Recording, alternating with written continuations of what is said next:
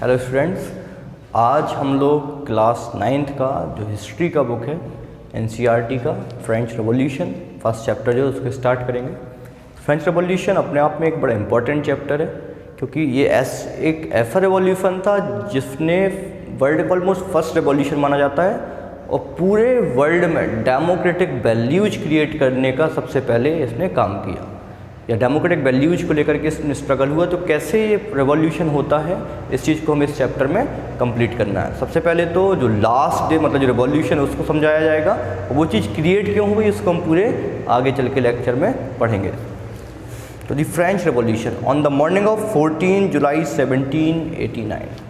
तो 14 जुलाई 1789 की मॉर्निंग में the city of Paris was in state of alarm. जो पेरिस सिटी है was in state of alarm, ठीक है। तो पेरिस सिटी में क्या होता है, एक अलार्म यानी चेतावनी स्टार्ट होती है। The king has commanded troops to move into the city. King command करता है और आर्मी को, ट्रूप्स यानी कि आर्मी को कि सिटी तरफ मूव करे। रूमर्स स्प्रेड दैट, जब वो ये करता है तो रूमर से स्प्रेड होती है। Rumour spread that he would soon order the army to open fire upon the citizen. Rumours spread that he would soon order the army to open fire upon the citizen. Rumour से spread होती है कि अब वो क्या करने वाला है, उस सिटीजन्स पे ओपन फायर स्टार्ट कराने वाला है कि ओपन फायर स्टार्ट कर दीजिए। Some 7000 man and women gather in front of the town hall and decided to forms a people's militia. तो 7000 मैन और वुमेन इन गैदर होते हैं टाउन हॉल के फ्रंट में, टाउन हॉल के सामने 7000 मैन वुमेन गैदर होते हैं and decide to forms a people's militia. People's की आर्मी, उन्होंने अपनी खुद की आर्मी बना ली, ठीक है। They broke into a number of government building in search of arms के सर्च में, पीपल्स के सर्च में उन्होंने बहुत सारी गवर्नमेंट्स बिल्डिंग को ब्रोक डाउन कर दिया, डिमोलाइज कर दिया, डिस्ट्रॉय कर दिया। Finally a group of several hundred peoples marched toward the eastern part of the city and stormed the fortress prison. Finally, a group of several hundred people, ठीक है, finally a group of several hundred people marched towards the eastern part of the city. क्या होता है, बहुत सारे several hundred peoples marched toward, हजारों जो लोग हैं march toward the eastern part of city, city के ईस्टर्न पार्ट तरफ मूव करने स्टार्ट करते हैं and storm the fortress prison. तो फोर्ट्रेस जो प्रिजन जहाँ फोर्ट भी था और प्रिजन भी थी जिसका नाम था वास्तिल, उसको डिस्ट्रॉय कर देते हैं, उसको स्टॉर्म कर देते हैं। Where they hope to the find hoarded ammunitions, ठीक है, जहाँ पर उनको था कि वहाँ पर उनको बहुत सारे गैदर्ड वीपन्स मिलेंगे, ठीक है। In the arm fight that followed the commander of the Bastille was killed. तो जब ये आर्म फाइट यानी कि जब लड़ाई झगड़ा होता है गवर्नमेंट की आर्मी के बीच में और पीपल्स के बीच में, the arm fight that followed the commander of the Bastille was killed and the prisoner release prisoner release दो दे वर ओनली 7 ऑफ दैम, ठीक है। तो जो वास्टिल का जो कमांडर था उसको मार दिया जाता है एंड द प्रिजनर रिलीज तो दे वर ओनली 7 ऑफ देम। जो 7 जो मोस्ट वांटेड जो क्रिमिनल्स थे या जो वहाँ पर प्रिजनर्स थे उनको वहाँ से रिलीज कर दिया गया। या the Bastille was headed by all, जो बास्टिल फोर्ट था वो सब लोग उसको हेट करते थे। क्यों हेट करते थे, because stirred for the despotic power of the king, क्योंकि ये किंग के डिस्पोटिक पावर, किंग के डिक्टेटर पावर को शो कर रहा था। द फोर्ट्रेस वाज डिमोलाइज, ठीक है, जो फोर्ट्रेस यानी कि जो प्रिजन था, जो बास्टिल था, उसको डिमोलाइज कर दिया गया। एंड स्टोन फ्रैगमेंट, स्टोन के फ्रैगमेंट यानी कि स्टोन के जो टुकड़े थे were sold in the market to all those who wish to keep a सॉवरेन ऑफ इट्स डिस्ट्रक्शन, ठीक है। उसके जो फ्रैगमेंट जो टुकड़े थे उनको मार्केट में सेल किया गया उन सबको जो चाहते थे कि क्या करना है, उसको इस डिस्ट्रक्शन को एक निशानी के तौर पे रखना है, उन्होंने इसको परचेज किया। तो the days that followed saw more rioting both in Paris and the countryside. तो दी डे, तो इस दिन मतलब 14 जुलाई 1789 को या फिर आगे वाले टाइम पे लगातार क्या होता है, पेरिस और कंट्री साइड विलेज एरिया में रियोट्स होते हैं, दंगे होते हैं। Most people were protesting against the high price of bread, ठीक है। मैक्सिमम पीपल किस लिए प्रोटेस्ट कर रहे थे against the high price of bread, जो ब्रेड कितने ज़्यादा हाई प्राइस है उसके अगेंस्ट रियोट्स कर रहे थे। Much later when historians looked back upon this time, ठीक है। जब हिस्टोरियंस ये जो टाइम आ गया उसके पीछे वाले टाइम को देखते हैं कि भाई अचानक से क्यों ऐसा हो गया। तो ये हमें समझ लीजिए कोई भी रिवॉल्यूशन अचानक से नहीं होता है, उसके पीछे एक प्रॉपर एक स्टोरी होती है, एक प्रॉपर डिस्ट्रक्शन होता है, उसके पीछे प्रॉपर एक रीजन होते हैं। ठीक है, तो historians looked upon this time they saw it at the beginning of a chain of event ultimately lead to the execution of king in France. तो उन्होंने इस चीज़ को देखा कि ये beginning of a chain of event, ये आज का काम नहीं है, ये एक पूरा इवेंट ऑफ चेन्स है, यानी कि धीरे धीरे करके कुछ कुछ इवेंट होते गए जिसने अल्टीमेटली फ्रांस से किंग को ख़त्म कर दिया, एग्जीक्यूट कर दिया। दो most people at the time did not anticipate this outcome. ठीक है, मैक्सिमम जो लोग मतलब वो चीज़ हो गई जो कि उस समय लोग एक्सपेक्ट नहीं कर रहे थे, वो चीज़ पॉसिबल हो पाई। तो how and why this it happen, तो अपन को इस रेवोल्यूशन में ही पढ़ना है कि किस तरीके से वहाँ पे जो किंग को एग्जीक्यूट कर दिया, बास्टिल जेल को डिस्ट्रॉय कर दिया गया, प्रेजेंट को डिस्ट्रॉय कर दिया, तो ये सिचुएशन बनी कैसे, इसके पीछे की स्टोरी क्या है। तो उसके पीछे जब भी अपन किसी भी कंट्री के रेवोल्यूशन को समझते हैं तो वहाँ की सोशियल और इकोनॉमिक कंडीशन को समझना जरूरी है।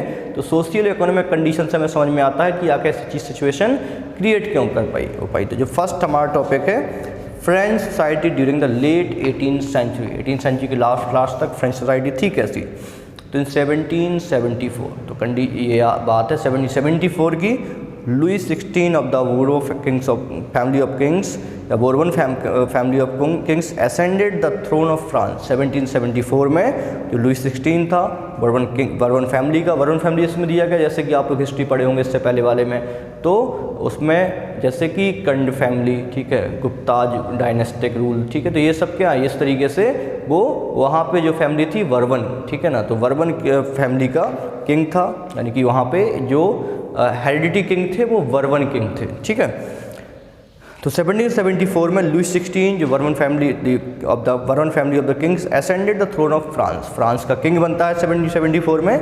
ही was 20 year old and married to the Austrian princess Marie Antoinette. जब 20 ईयर्स ओल्ड था उसका मैरिज ऑस्ट्रिया की प्रिंसेस मैरी से हो जाता है। Upon his accession the new king found an empty treasury.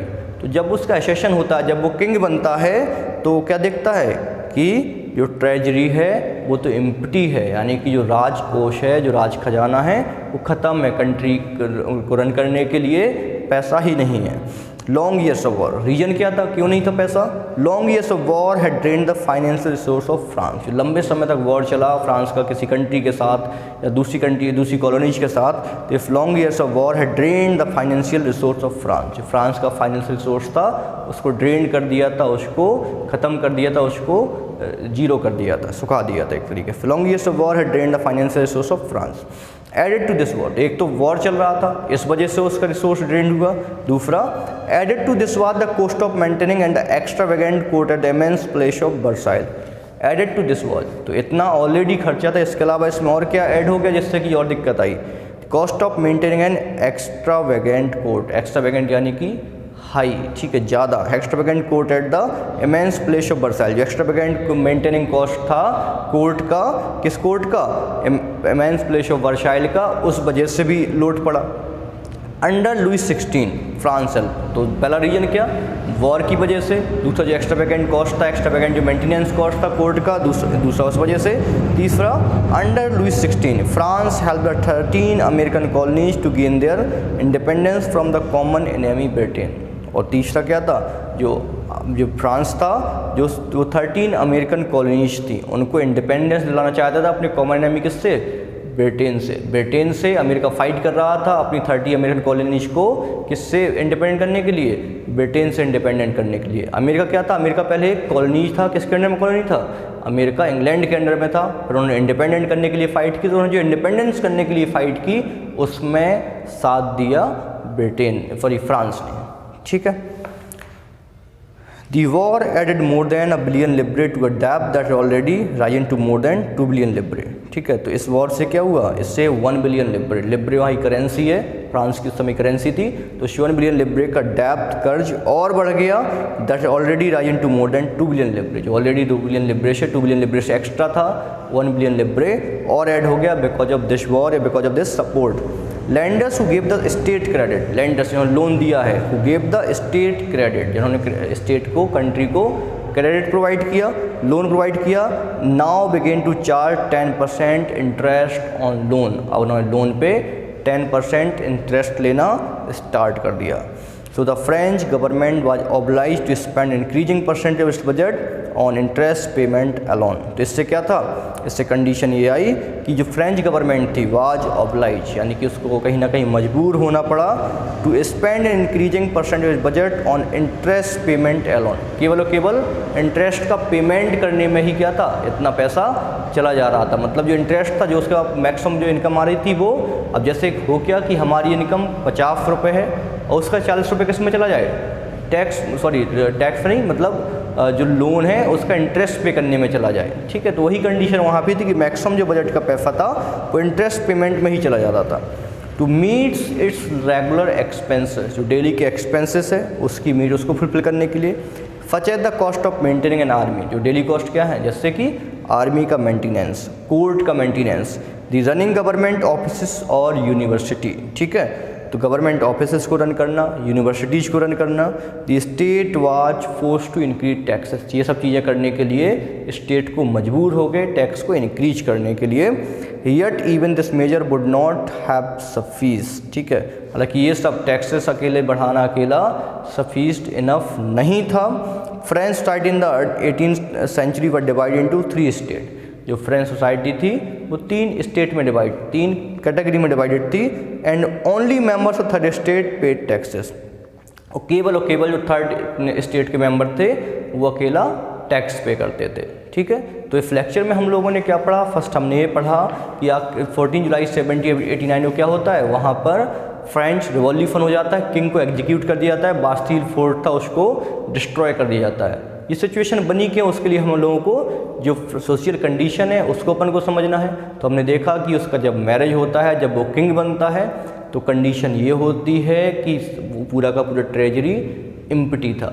Empty क्यों था, पहले रीजन उसमें देखा कि फ्रांस बहुत लंबे समय तक बहुत सारे वॉर लड़ रहा था। दूसरा रीजन था कि जो extra vacant court maintenance cost थे उस वजह से। तीसरा, फ्रांस हेल्प कर रहा था अमेरिका की ब्रिटेन से अलग होने के लिए। तो ये सब वजह थी जिस वजह से क्या हुआ, उसका ट्रेजरी एम्प्टी था। और उसमें हमने देखा कि 2 बिलियन लिब्रे से ज़्यादा टैक्स हो चुका था। जो लिब्रे क्या है, वहाँ की करेंसी है। तो क्रेडिट जिन्होंने क्रेडिट दे रखा था लैंडर्स ने, उन्होंने इतना ज़्यादा इंटरेस्ट चार्ज कर दिया 10% कि मैक्सिमम जो उसका बजट है, जो टोटल बजट है, जो इनकम है, उसका मैक्सिमम पार्ट किसमें चला जा रहा था, टैक्स पे करने में चला जा रहा था। तो ये सब सिचुएशन थी, इसके लिए टैक्स इंक्रीज करने का लुई 16 ने प्लान किया। उस लुई 16 ने जब प्लान करता है तो उसने देखा था केवल एक स्टेट, थर्ड स्टेट अकेला टैक्स पे करता था। उस अकेले स्टेट के टैक्स पे करने की वजह से क्या सिचुएशंस बनती हैं, उनको अपन नेक्स्ट लेक्चर में कंप्लीट करेंगे। Okay, thank you so much.